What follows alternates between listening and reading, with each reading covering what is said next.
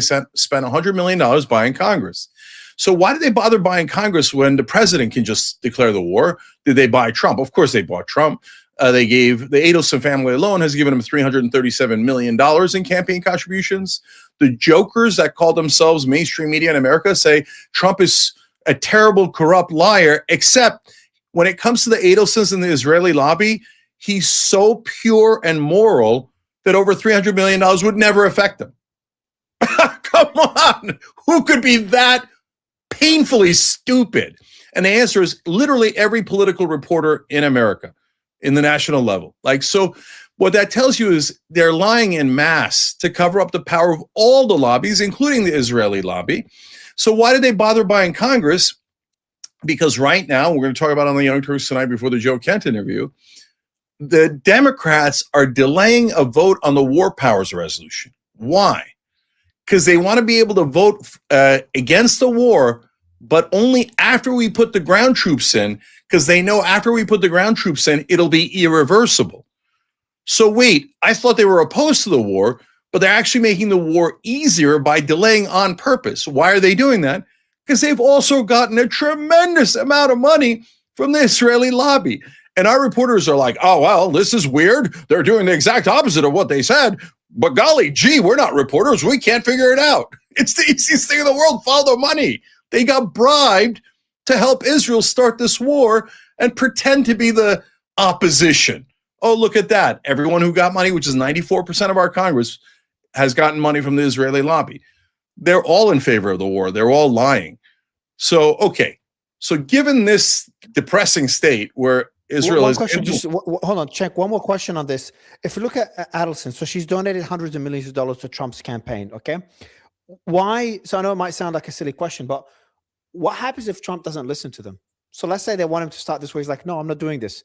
Politically, it's too damaging. I don't think it's the right thing. I'm against forever wars. I'm against having gas prices back up. It goes against everything I stood for. It will ruin my whole reputation as the peace president. It will ruin my reputation as the president of the United States. And I'm not doing it. Then what? It's a perfect question. It leads exactly to our asterisks. Okay. So for a while, it looked like the Israelis really wanted Trump. Then it looked like they didn't want Trump. Then they did want Trump. And they just can't seem to make up their mind about Trump. Now, why is that? The reason is they like him because he's perfectly bribable. He loves bribes and will do almost anything for bribes. Okay. But there's a problem with Donald Trump. He's a wild card. So whereas Joe Biden is a corporate robot, Marco Rubio is a corporate robot. They will do exactly as they are ordered. You have no risk at all with them. By the way, number one lifetime donor to Joe Biden, Nicaragua. Just kidding, Israel. So when you buy Joe Biden, he stays bought. When you buy Nancy Pelosi, Chuck Schumer, John Fetterman, Marco Rubio, Ted Cruz, they stay, Lindsey Graham, they stay bought. Okay. Donald Trump has this habit of screwing over his creditors and his debtors. So he'll borrow a lot of money and then he thinks, suckers, why'd you give it to me? I'll make more money by just not paying you back, right? He's done that in his business career over and over again, and he's very erratic. So he could say, hey, Adelsons, thanks a lot for all the money, but I'm not running again. I don't need your money. And so this is going to destroy my reputation and my administration. So no, I'm getting out of the war. So that is not impossible.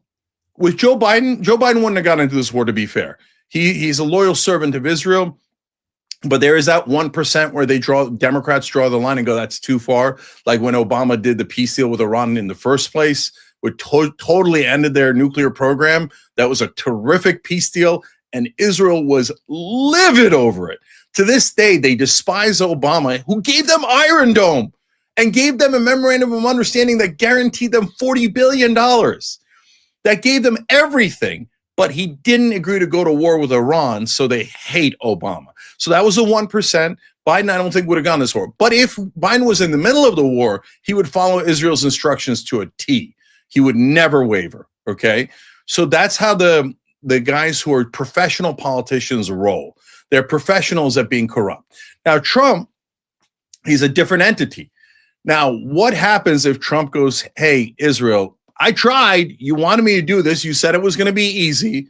It wasn't easy. You said, oh, if we put in the ground troops, they'll surrender. They didn't surrender. And now I'm getting slaughtered out here. My polling's down in, now he's already in the mid 30s. Soon he'll be in the 20s. Here, that's another prediction for you.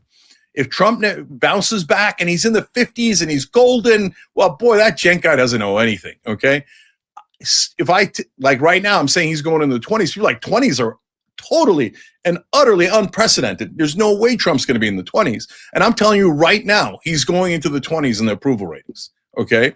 And then the economy is going to crash like no one's ever seen. And so if he pulls out, what do they do to him? Well, certainly one of the things that'll happen is you will see tons of stories in the press attacking Trump in ways you could not imagine. And so they will unleash their hounds in the media to attack, and rip him to shreds. So the guys who called him, Mark Levin, who called him the first Jewish president, right? And how he was the greatest and everyone should bow to him. They will turn around on a dime and go, Trump doesn't know what he's talking about. And they'll start talking about the 25th Amendment and how we got to get J.D. Vance in there, who'll be more reliable for them, in my opinion, okay?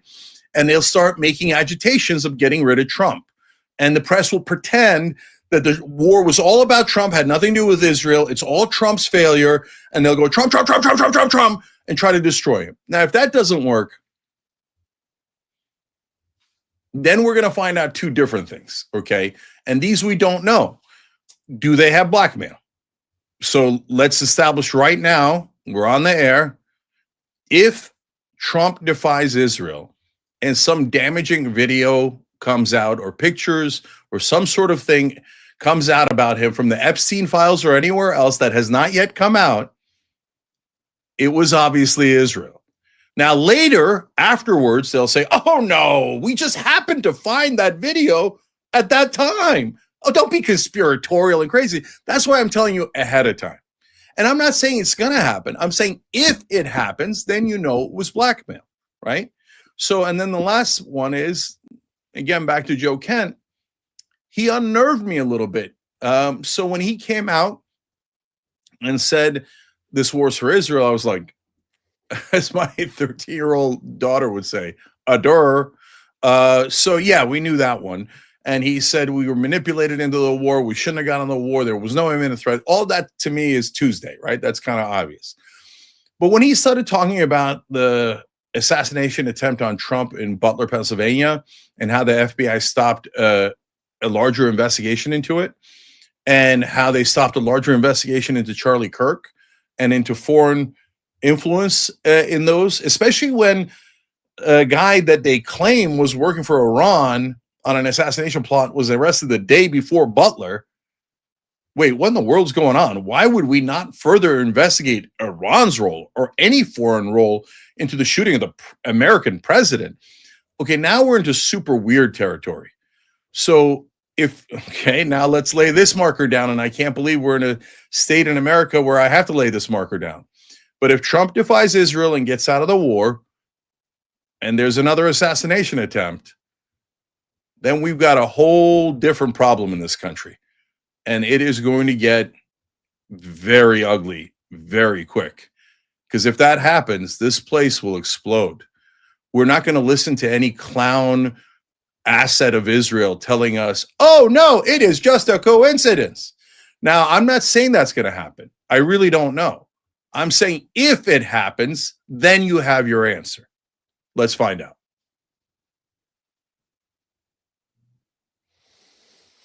Shit. All right, man. So when is your interview with Joe Kent tomorrow?